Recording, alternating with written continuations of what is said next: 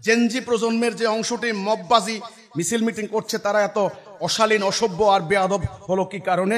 তারা তো পড়াশোনা করছে। দেখুন, এই প্রশ্নের উত্তর শিক্ষা ব্যবস্থার ফল, রাজনৈতিক ব্যবস্থার ফল, শাসন ব্যবস্থার ফল, পারিবারিক ব্যবস্থার ফল। একদিনে হয় নাই। একটা বিশ্ব বৃক্ষ যখন রোপণ করেন, প্রত্যেকটা শাখায় কোন ফল ধরে? বিষ ফল, নাকি? আপনি একটা মাকাল ফলের গাছ রোপণ করবেন, শাখায় শাখায় কি ধরবে? প্রতি বছর কি ধরবে? মাকাল ফল। আর আপনি একটা কমলার গাছ রোপণ করবেন, শাখায় শাখায় কি ধরবে?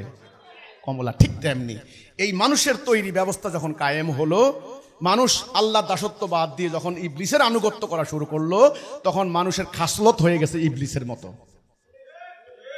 মিথ্যাবাদী, চরম মিথ্যাবাদী, প্রতারক, চরম প্রতারক, অর্থ লুণ্ঠনকারী, অন্যের অধিকার হরণকারী, অর্থ পাচারকারী, সুদখোর, জালেম, এই সব চরিত্র হয়ে গেছে ইবলিসের চরিত্র। আপনি বলছেন যে এই নতুন জেনারেশনের আচার ব্যবহার এরকম কেন? হ্যাঁ, তারা পরিবার থেকে শিখছে এগুলি, তারা শিক্ষা প্রতিষ্ঠান থেকে শিখছে। টাকার বিনিময়ে শিক্ষা, নীতি নৈতিকতা নাই।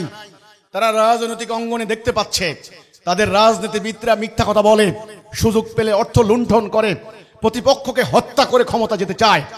তারা শিখছে এগুলি, তারা শিখছে তাদের নেতাদের কাছ থেকে, তারা শিখছে তাদের ধর্মগুরুরা যারা ধর্মের কথা বলে, ধর্মের লেবাস ধারণ করে, ধর্মীয় ভাষায় কথা বলে, এদের কোনো চরিত্র নাই। এরা টাকার বিনিময়ে ধর্মকে বিক্রি করে দিয়েছে। এমন কোন জঘন্য কাজ নাই তারা টাকার বিনিময়ে না করে। এর উপরে মিডিয়ার প্রভাব তো আছেই। এর উপরে আকাশ সংস্কৃতি পরিকল্পিতভাবে সোশ্যাল মিডিয়ার মাধ্যমে ওয়েস্টার্ন সিভিলাইজেশন পরিকল্পিতভাবে অশ্লীলতা, বেহায়াপনা, উশৃঙ্খলা, বিশৃঙ্খলা শিক্ষা দেওয়া হচ্ছে নানান ভাবে। আপনি এক কথায় বললে হবে না। পারিবারিক শিক্ষা, সামাজিক পরিস্থিতি, শিক্ষা ব্যবস্থা, রাজনৈতিক ব্যবস্থা, ধর্মগুরুদের আচরণ, সকল মিলিয়ে নতুন জেনারেশন একটা সামষ্টিক ফলাফল নিয়ে বের হচ্ছে। এখান থেকে কোন উপদেশ বাণী দিয়ে ওরা ফিরবে না। দুই কলমা পড়াইলে ওরা ভালো হয়ে যাবে না। জি না, আপনি ভালো কথা বলবেন, আপনার গালি দিয়ে বসবে। এখন তাড়াতাড়ি এই চলমান ব্যবস্থাকে পরিবর্তন, এই বিশ্ব বৃক্ষ এটাকে গোড়া থেকে টেনে উপড়ে ফেলে দিতে হবে। নতুন একটা বৃক্ষ রোপণ করতে হবে, আল্লাহ দেওয়া দ্বীনুল হক। সেই বৃক্ষের বীজ কি হবে?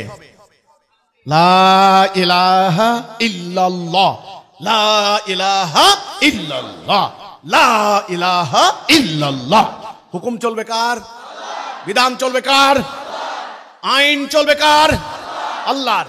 এই ব্যবস্থার উপরে একটা ব্যবস্থা কায়েম করেন, তবে দেখবেন সব সোজা হয়ে গেছে। মুখের ভাষা ব্যবহার ভালো হয়ে গেছে। আপনি খাইলেন পেঁয়াজ, পেঁয়াজ খাইলে কি আপনার থেকে আতরের গন্ধ বাইরেব নাকি? তো কাজেই যা খাইবেন ওই গন্ধই বাইরে হইব। এরা খাচ্ছে মানুষের তৈরি বিধান, ইবলিসের আনুগত্য করছে, ইবলিসের খাসলত এখন জেনারেশন টু জেনারেশন দেখা যাবে।